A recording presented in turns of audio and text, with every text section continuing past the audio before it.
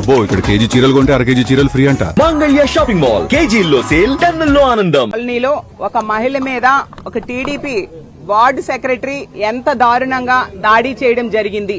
అతని కుటుంబ సభ్యులు కలిసి 9 మంది వివస్రణ చేసి అసలు నిజంగా మనం ప్రజాస్వామ్యంలో ఉన్నామా లేదా అర్థం కాని పరిస్థితిలో దాడి చేయడం జరిగింది.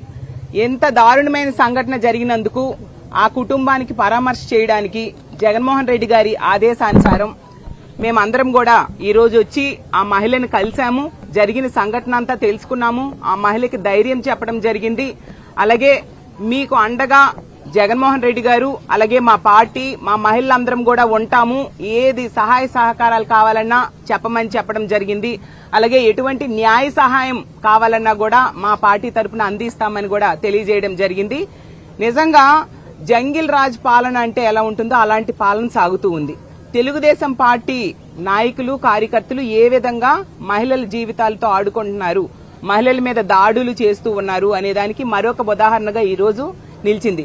ఎందుకు జంగిల్ రాజ్ పాలన అంటూ ఉన్నానంటే ఈ రోజు తీసుకుంటే ఈ సంఘటన చేసింది, ఈ ఘటన చేసింది ఎవరు? తెలుగుదేశం పార్టీ కార్యకర్త. అలాగే ఈ సంఘటన జరిగాక సెటిల్మెంట్ కి ప్రయత్నించింది తెలుగుదేశం పార్టీ ఎమ్మెల్యే అయిన గల్లా మాధవి గారు. నిజంగా ఒక మహిళ ఉండి ఆమె సెటిల్మెంట్ కి ప్రయత్నించడం సిగ్గుచేటు. ఆ సిఐ అన్నారు ఏంటి, ఈ ఎమ్మెల్యే ఆదేశానుసారం మేము యాక్షన్ తీసుకున్నామని.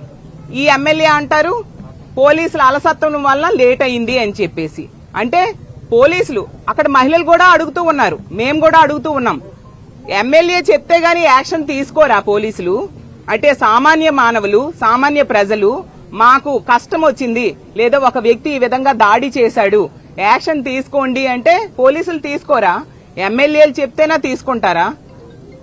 10,000 లంచం ఇవ్వలేదని చెప్పి ఆ బోరు వేసుకోవడానికి 10,000 లంచం ఇవ్వలేదని చెప్పి అంత దారుణంగా వివస్రణ చేసి దాడి చేశారు.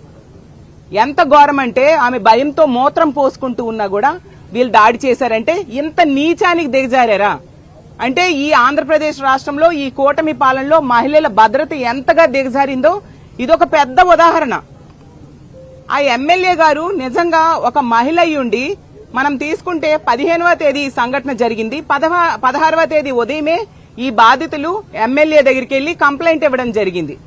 ఎందుకు 17వ తేదీ సాయంత్రం వరకు ఆ వ్యక్తిని అరెస్ట్ చేయలేదు అంటే సెటిల్మెంట్ కి ప్రయత్నించారు. నిజంగా చేయలేదు అంటే మీ ఆఫీసులో ఉన్న సీసీటీవీ ఫుటేజ్ బయట పెట్టండి. మీరు చేశారో లేదో ప్రజలకు తెలిసిపోతుంది.